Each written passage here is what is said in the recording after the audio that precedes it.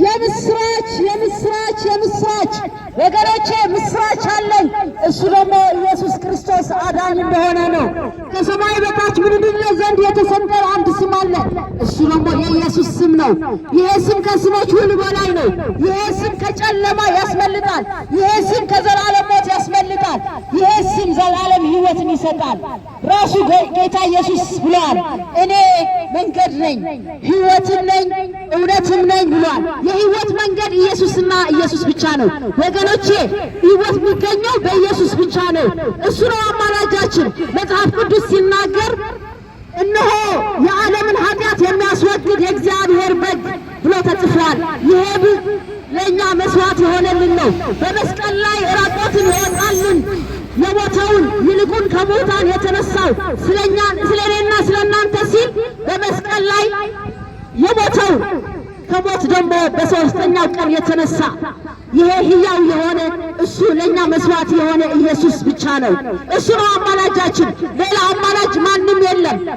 በእግዚአብሔር አብና በሰዎች ልጆች መካከል የነበረውን የጥላቻ ግድግዳ ያፈረሰ አስታራቂያችን፣ ሰላማችን ይላል መጽሐፍ ቅዱስ።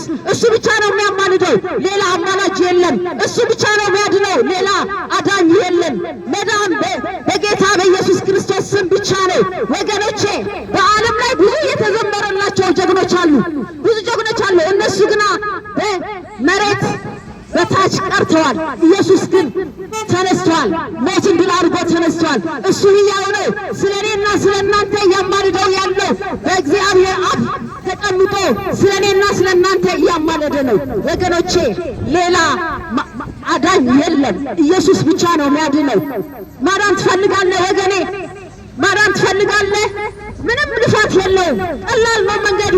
ኢየሱስ በመስቀል ላይ ጨርሶታል። አንተ ማመን ብቻ ነው የሚጠበቅብህ።